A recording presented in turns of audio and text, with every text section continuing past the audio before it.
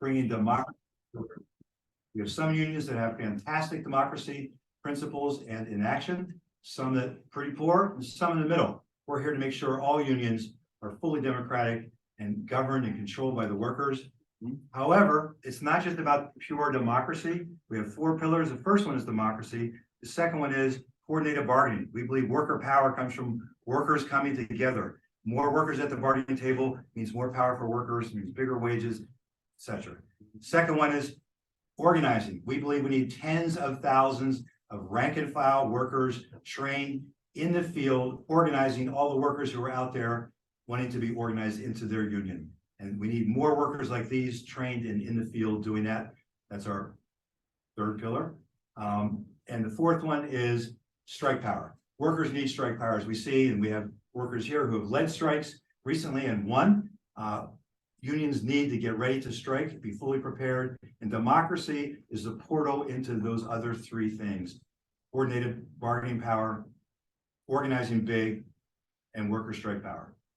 So why we're here today, you're going to hear from people, but at the UFC, so one of our projects at Essential Workers for Democracy is our UFCW project. That's the Med Food and Commercial Workers Union project.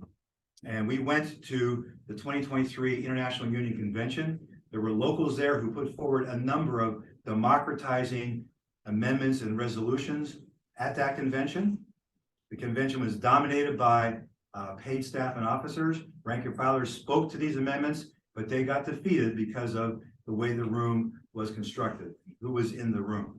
So you'll learn about all of that today. But why we're here is because we weren't able to do it at the convention. So like other workers and other movements, historic movements, over many decades, we're going to use the law to make sure that workers have their democratic rights inside their union. So who we have here today speaking, and the bios are online, you can learn. I'm not going to go into details about who everyone is, but our counsel, Tom Gagan, right here from Dupre, Schwartz, and Gagan, just, I will say, longtime leader in worker democracy issues, and including some fights you'll hear about here in other unions. We have Iris Scott, rank and file grocery worker, is one of the plaintiffs in the lawsuit. Our second one had to work. She couldn't be here. We're reading her speech today, but Iris will be our first plaintiff and first speaker after Tom. Following Iris will be Isaac Soto. Isaac Soto is also a rank and file grocery worker, and Isaac will read the other plaintiff's statement, and Isaac will chime in with Isaac's own words about the importance of this lawsuit. And Dan Campbell, we're pleased to have 2 great allies, and Dan Campbell from TDU and Scott Holdison from UAWD. They're here speaking as individuals. They have great stories to tell about one member, one vote, and fully democratizing their union. With that, I'm going to turn it over to Tom Gagan. Thank you for being here.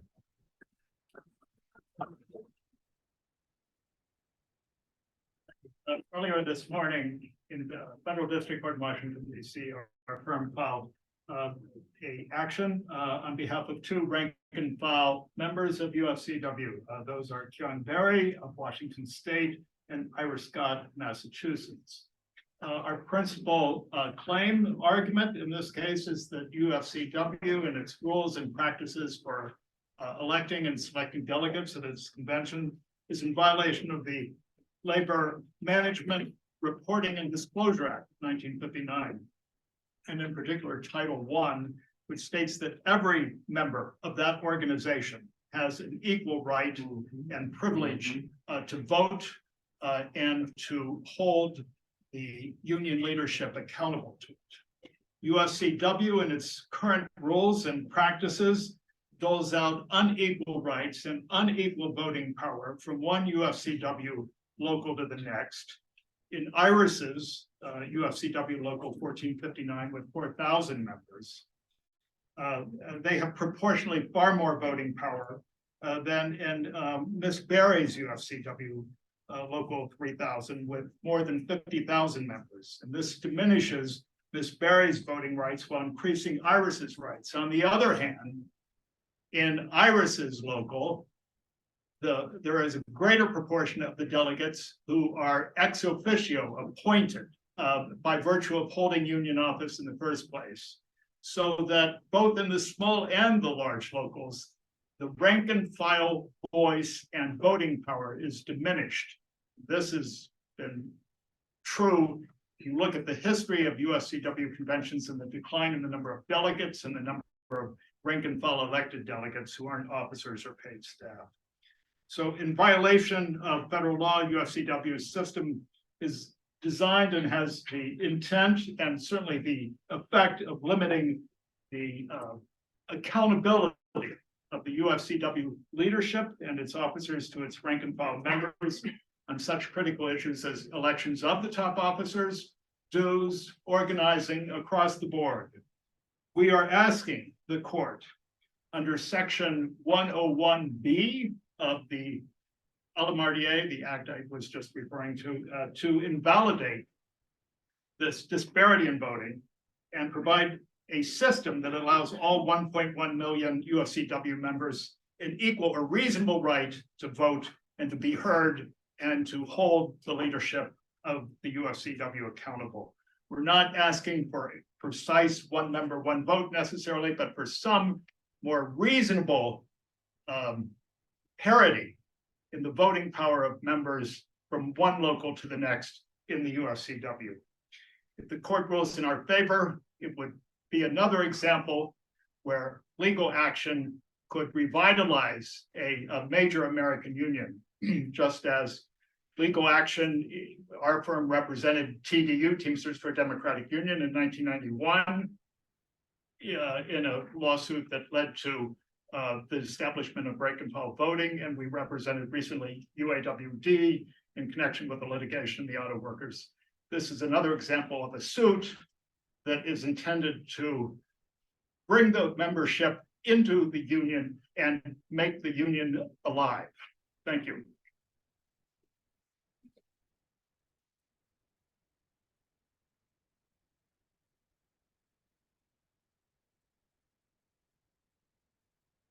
My name is Iris Scott. I'm a proud member of UFCW Local 1459 in Western Massachusetts, and I'm a plaintiff in this lawsuit against UFCW International. My dad was also a proud union member and speaks often of the importance of having a strong and effective union. I took a job at a union grocery shop on purpose, excited to have the right to strike and the power of collective bargaining. I was fortunate to be a delegate to the UFCW convention last year in Las Vegas. I was ready to represent my coworkers by speaking up and voting yes on key amendments to give locals like mine more resources to organize other low-wage workers. We see Starbucks workers, Amazon workers, and many more joining other unions. UFCW should be aggressively organizing in more grocery and retail stores, helping workers and building our power. But instead, we see UFCW's membership and organizing spending declining year after year. My heart sank as rank and file delegates were literally shouted down, even bullied, by many UFCW paid staff and officers at last year's convention in Las Vegas. We watched as paid staff and officers voted against amendment after amendment that would provide us rank and file members with tools that would grow our union, give us more power at work, and enable us to govern our own union. How could they shut us down so easily? It quickly became clear, even to a first-time delegate like me, that UFCW International's system is rigged to keep rank and file members' voices quiet, just as CEOs and corporations rig the workplace to keep workers' voices quiet. It is not fair that my local, with fewer than 5,000 members, has greater representation than Keong's local, with more than 50,000 members. Yeah. In other words, my local has more delegates per member than Keong's local does. Representation at UFCW should be fair and it should be equal. I don't want any unfair advantage over another sister, brother, or sibling in my union. We're only strong if we have equal rights to vote, as the law requires. Yeah. We've seen how equal representation And specifically, one member, one vote has transformed the Teamsters, SAG-AFTRA, and UAW into fearless, powerful forces, winning big raises for workers and organizing more members through strikes and coordinated bargaining. Kyung and I want equal representation and equal rights to vote and to express our opinions. We want to make UFCW a stronger and more effective force for more than 1 million current members, and hopefully 1 million more soon to be organized low-wage workers who will fight alongside us for higher wages and the respect that we all deserve. With this lawsuit, Kyung and I stand together in solidarity with all rank and file members of UFCW demanding a more democratic union.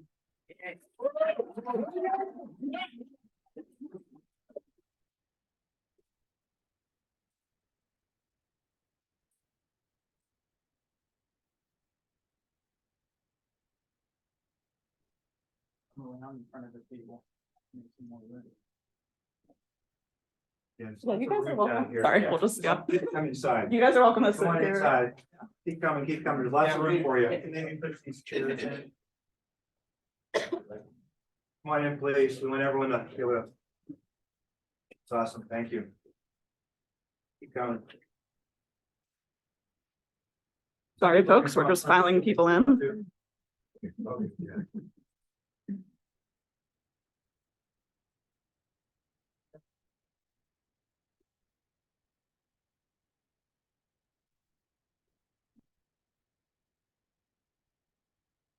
It's always good to get more workers in the room, right? Get that tall guy in the back, get him in here. Come on, come on in. Yeah, there's Keep coming, there's lots of room. Sorry, people, we're filing more people in.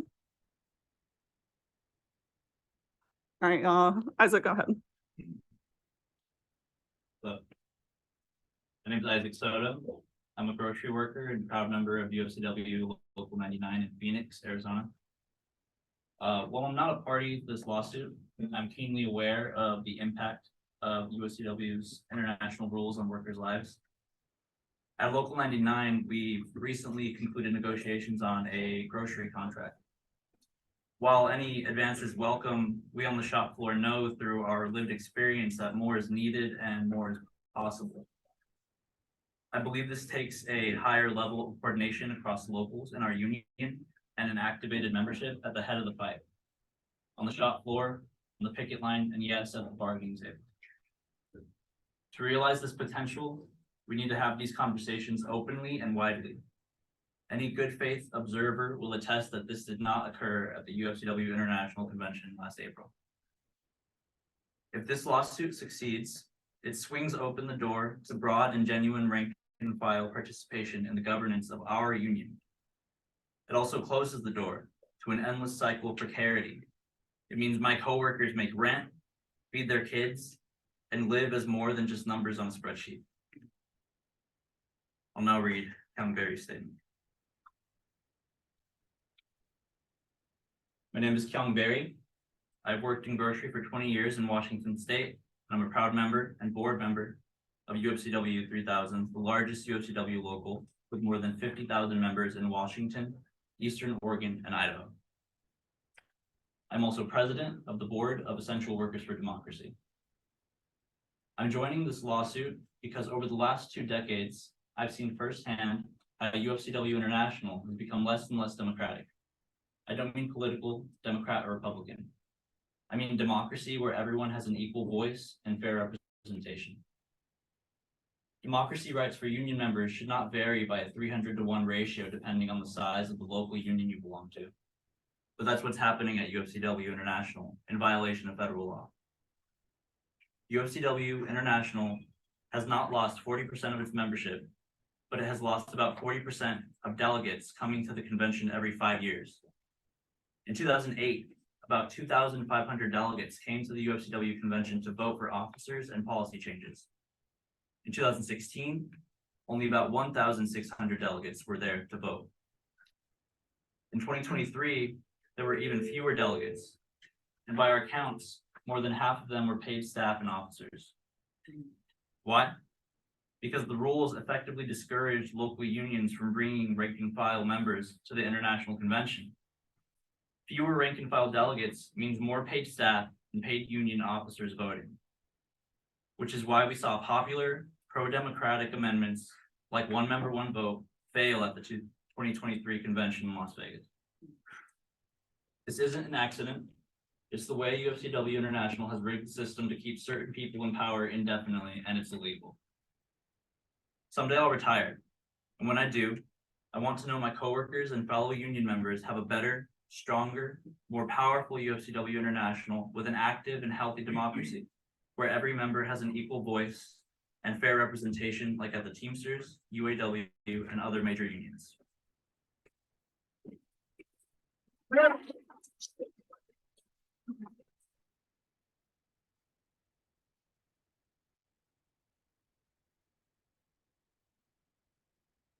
Steve, if you want to name who goes next.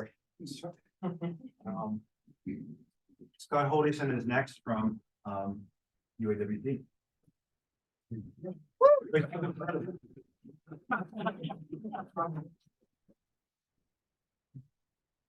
Good afternoon, everyone. My name is Scott Holdison. I chair the steering committee for Unite All Workers for Democracy, a caucus that was formed in the UAW in 2019.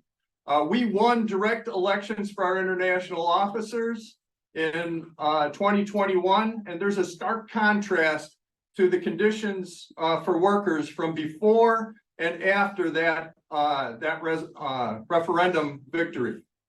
Before that, we had corrupt union officials who were accountable to practically no one, and we fought to get them removed from office and then fought for democracy in our union.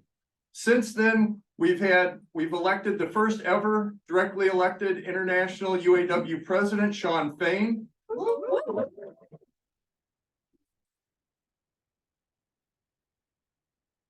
Shawn led UAW members on the stand-up strike in the big three auto manufacturers this past fall. And in that strike, we won record contract gains, plus we won job security with the right to strike over plant closures and product placement. So the contrast couldn't be clearer between before direct elections, where we had concessionary contracts and union officials that were colluding with the company, to after direct elections, where we have union leadership that is leading the charge and being open and transparent with the membership on what's on the bargaining table. We still have work to do in our union, but we've come a long way in a short period of time, and we credit that to direct elections of international officers. And I'd like to thank Mr. Gagan and Mr. Bloom for their help with our efforts. Thank you.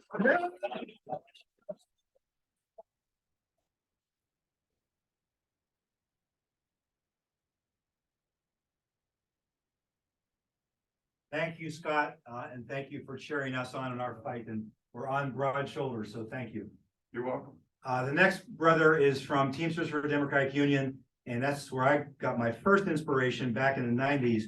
But this guy's been doing the work since the 1970s. And this is hard work, right? You got to dig into it. You're not always popular, right? You got to work for it. And Dan, like Scott, is an example of someone who's been fighting for union democracy for literally decades. Please welcome.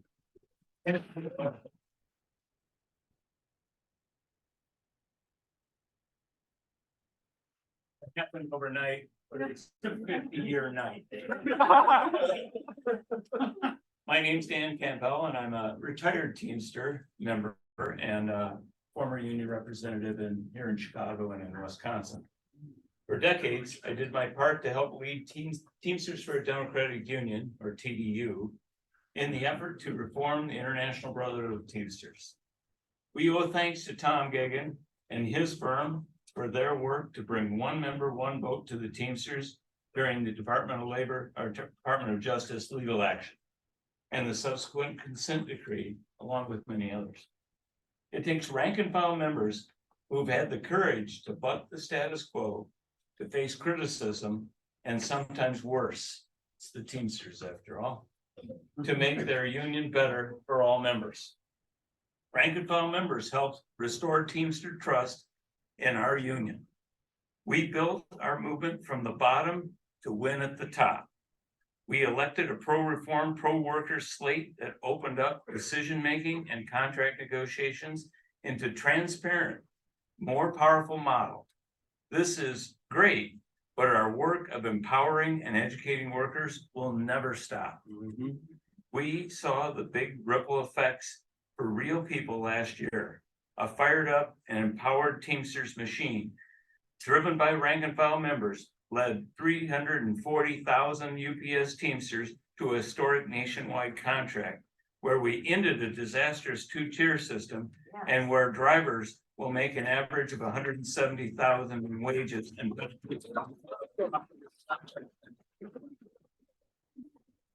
that's the sexy headline, but well over 65 significant improvements in the contract with no concessions. Part-time members also saw significant improvements, including a substantial wage increase, some places over $5 an hour. This enormous win could not have happened without rank and file members taking the first step years ago by fighting for one member, one vote. To Conberry and Scott, congratulations on filing this historic lawsuit to bring democracy and fair representation to the UFCW. The ripple effects will go far beyond this union and this room, even beyond UFCW's 1 million members and their families. Workers from dozens of other unions will be watching closely. Yeah.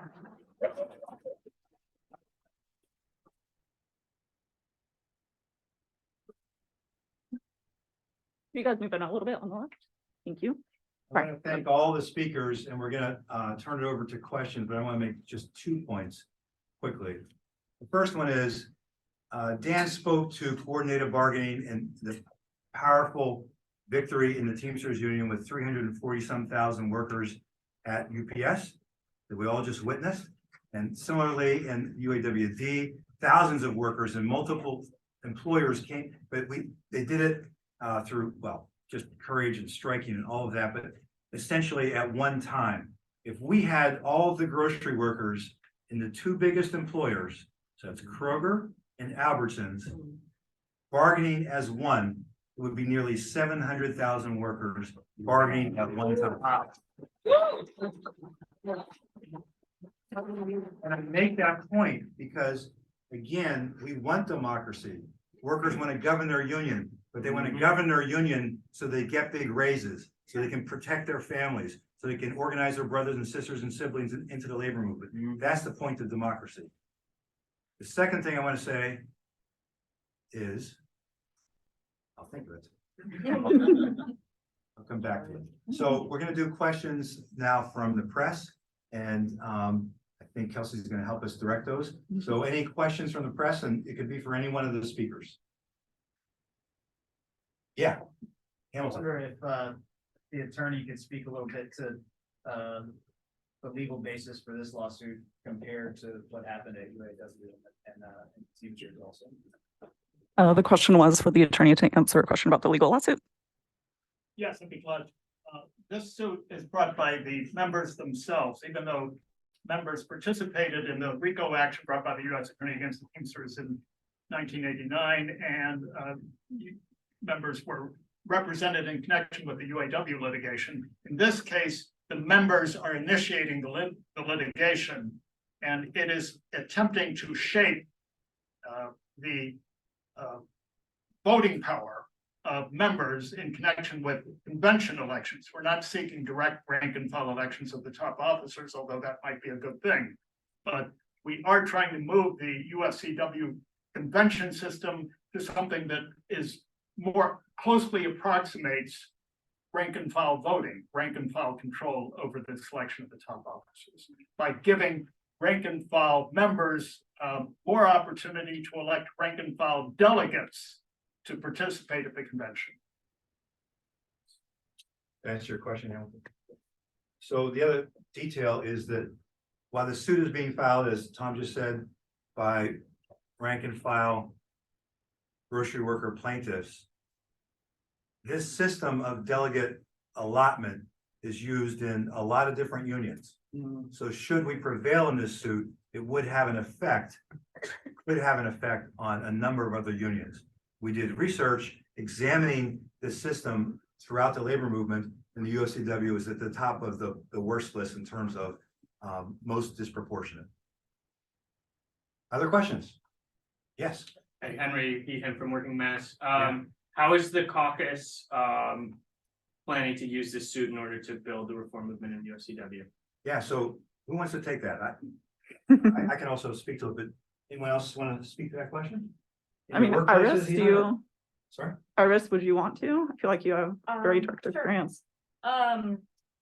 So we're bringing this suit, ultimately for rank and file workers.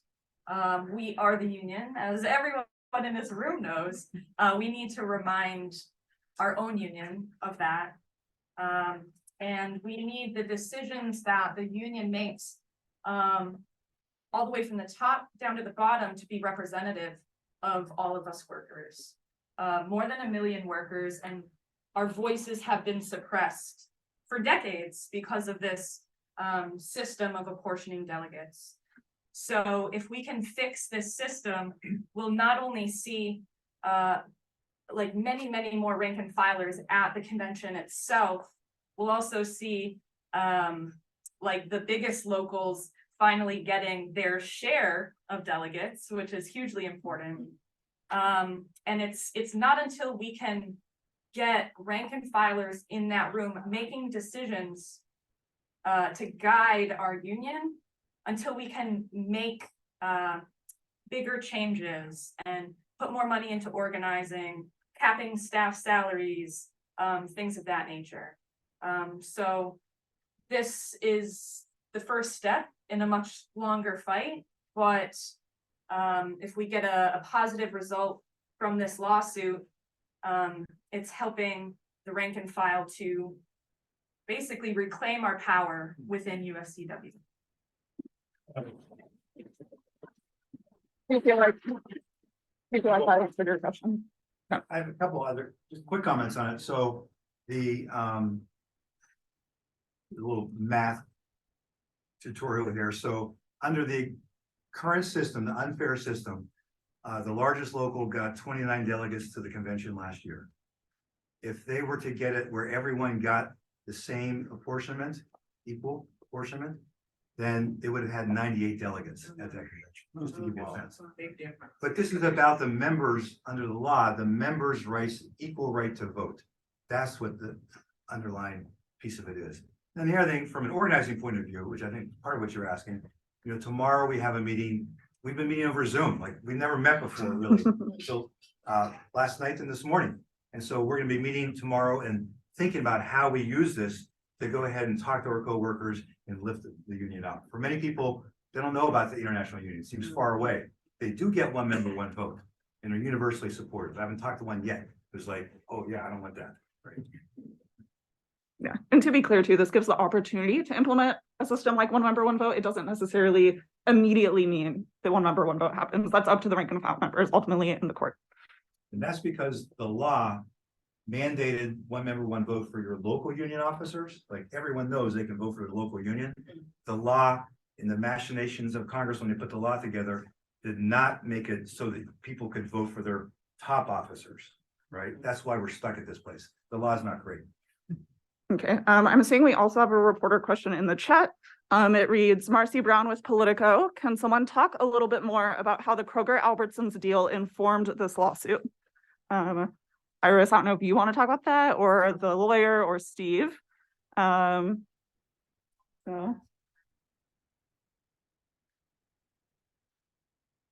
This lawsuit was on its way without regard to the proposed Kroger-Albertson merger, but I think it's worth saying the following. That the disparity in representation has increased over time in the UFCW as more and more of the membership is in larger and larger locals. And that phenomenon is a reflection of the increasing concentration in the food industry. And to that extent, that concentration, which is exemplified or symbolized by this merger of Kroger and Albertson, these two giant corporations, shows this structural change in the food industry, which is reflected in an increasing exclusion of rank and file members having an equal right to vote in their union, as more and more of them are in larger locals that have diminished voting rights. Yeah, one other factoid on this, at that same 2023 International Union Convention, the same reform groups put forward a motion to oppose that merger of Kroger and Albertsons. The International Union was playing it kind of coy, and they were not in favor of taking opposition to that. When workers across the country who were at risk of losing their jobs were very animated by the fact that these two largest would merge into one company. So I will say the leadership of the largest local, UFCW 3000, Faye Gunther, the president, pulled together a national coalition of unions without the International Union on their own to fight the merger. And in fact,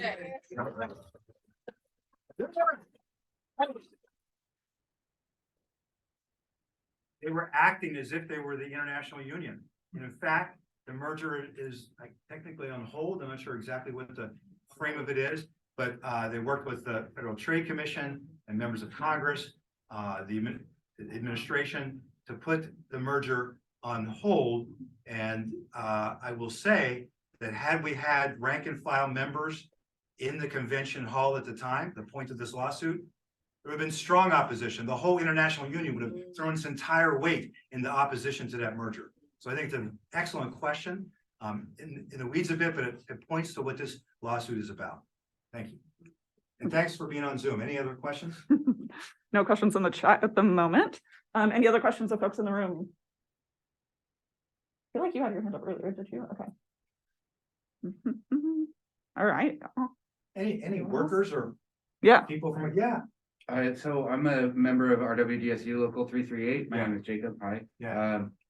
How will this affect that RW, which is a district council of UFCW?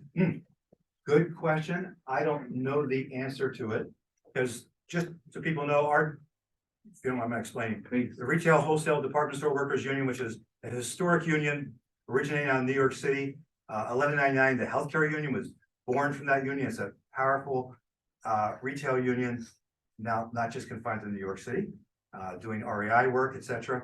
The question is, how does it affect them?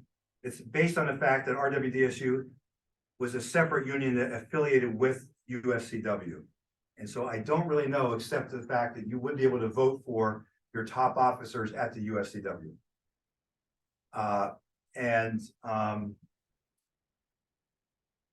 Yeah, I forgot my thing again, sorry. Any other? Oh, yeah, good. My name is Isaac. I'm an organizer with New Seasons Labor Union and Independent Grocery Store Union out of Portland, Oregon. For workers in the industry who've been looking for more resources and more active organizing, unions that are interested in growing grocery store unions and building more representation across the country, and maybe where we haven't seen that investment in resources over the last 10, 20, 30 years, is there a path that y'all see from more democracy in UFCW to greater investments in organizing and greater investments in true wall-to-wall organizing across the grocery industry in the United States? Well, that's a classic softball question. We were wanting to meet with you and other workers who are organizing. There's a phenomenon, particularly in the retail sector, of workers organizing into independent unions and not organizing with the UFCW. I can't speak for them, but my observation is a lot has to do with the issues we're talking about. Who wants to be a part of great grandpa's union, right? That doesn't have democracy, that isn't investing in organizing. And I just say, I know a few facts. There are people in UFCW who have told people who have come to them wanting to organize and say, we're not interested, right? That has happened. There are people who denigrate what you do to others all the time and make fun of these independent unions. It's nauseating, but it's also the truth. And if the rank and file members of UFCW were in control of their union, you can imagine how people would welcome you with open arms. Whether you affiliate or not, we would do everything we could to make sure you're successful. And to that, I just want to say publicly, Essential Workers for Democracy, we're not big. We just started a year ago, but we absolutely want to do whatever we can. Humbly, you guys are kicking butt, but whatever we can do to help you. We have some experienced organizers in the room from UFCW, people who could help, and we're happy to coordinate with you. But really, the answer is, we win the lawsuit, the members would control their own union. I do have a question in the chat from Tim Ryan with Law 360. It might have been mentioned before, but could someone elaborate on how this suit might affect how other unions operate? I think maybe lawyer.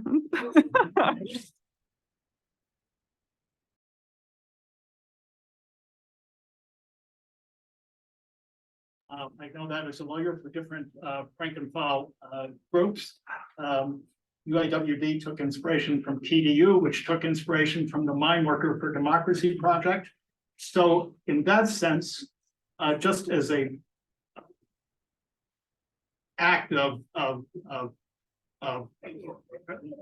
filing the suit, it's going to have some influence on other groups that are looking to this suit as a model for more rank and file power in unions where there is not direct rank and file election of the top officers. So in that sense, we hope it is a precedent, but we are building on other precedents. And it is a continuing effort on the part of rank and file groups that began with the mine workers in the 1970s, continued with the Teamsters in the 1990s, was certainly prominent in our own decade in the case of the UAW, and UFCW is next. In terms of legal precedent, yes, we do hope that this sets a legal precedent, but I want to make clear that we're relying upon existing law and existing case law to hold the UFCW system accountable. And we are not inventing new law in any way whatsoever. We're bringing the UFCW system in conformance with the law that Congress passed as long ago as 1959, and bringing the UFCW up to date with what the law is and what the law was intended to be and what the law should be. Stay there. So, there are attorneys and then there's workers' attorneys, right? So we got a worker attorney.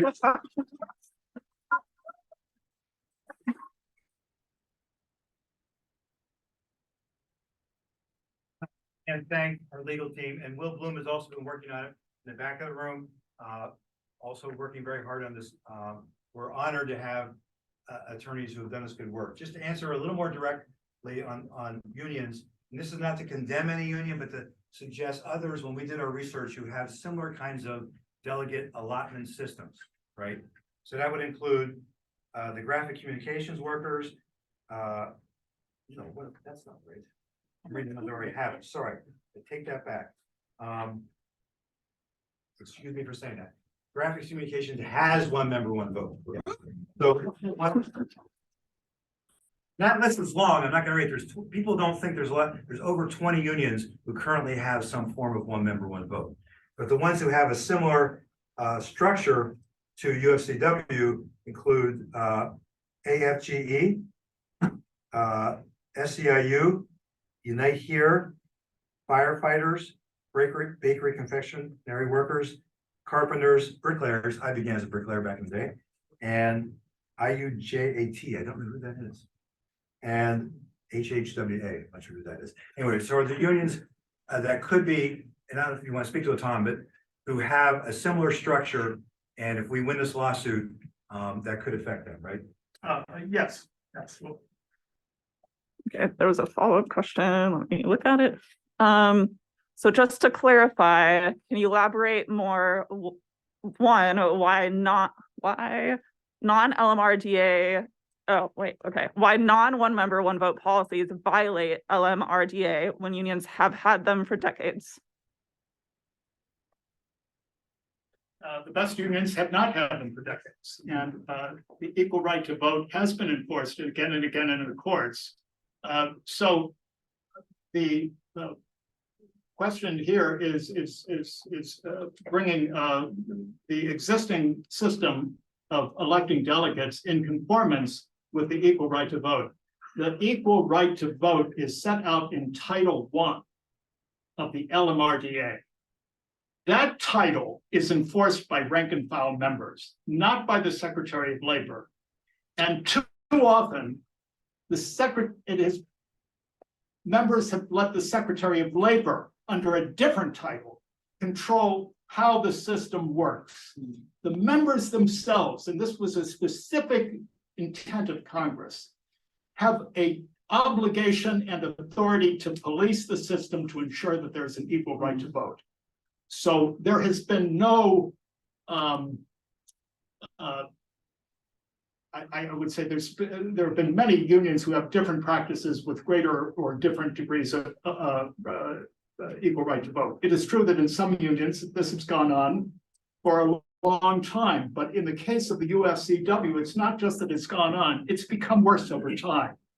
And that increasing disparity from one member, one vote over time, the increasing lockout of the membership increases the disparity and the unreasonableness of the system.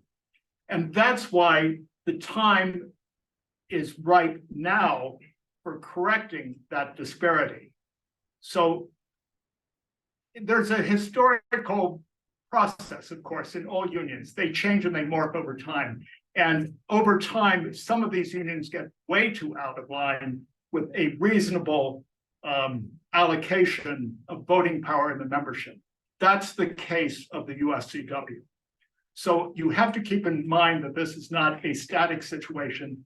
It's in flux, it changes over time, and it gets better or worse in different unions under different circumstances. And now in the UFCW, it's a crisis point, and that is what has led to this litigation. Yeah, just an interesting factoid is UFCW was formed as a merger of many unions back in, who knows the date? 79. Thank you. I didn't know, 1979. And one of those unions was the Retail Clerks International Association, which previously had one member, one vote. Other questions? Go ahead. Oh, is there someone in the back? If I don't. Okay, go ahead. Of course. The one member, one vote with the Teamsters obviously were controlled by organized crime. With UAW, there was corruption from the companies and bribery were related to bringing in one member, one vote. Is the bureaucratism of UFCW related in any way to illegal activity, corruption, or organized crime within the union? I guess I'll take that. In our minds, there's two kinds of corruption. Corruption that's been found illegal and corruption that deprives workers of their rights. And they're both corrupt. And so it depends on your definition of corruption. But if you're asking, is there some legal thing about to happen or something like that akin to what happened to other unions? We know nothing like that. Yeah. Is that what you're asking? I think you gave a good answer. Okay. Other questions? Also, is Kyong is only reachable by phone or actually here? Kyung? Yeah. Kyung had to work today and Okay, couldn't great. be at the conference. Yeah, just want to note for reporters on the call that the other plaintiff is reachable by phone after the conference. Were there other questions? Okay. Cool. All right, can someone give me a time check? What time is it right now? All right. So we've been here for 45 minutes. If anyone else wants to have a question about, worker impact, feel free to, but I don't want to hold y'all. I know we're at a larger labor conference and y'all have tons of great people to go talk to. So I think we'll wrap it up. Any other questions in the chat? Last call. Just want to thank particularly Scott and Dan from their respective unions, the auto workers and the Teamsters and their reform movements therein, and also our rank and file plaintiffs. It's a courageous act to do what they're doing. I respect.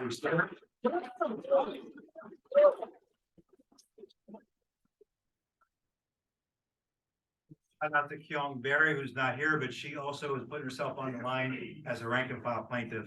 You know, as Tom said, right, other things were because the Justice Department, this took workers, it wouldn't happen without the plaintiffs. So Kyung Berry too.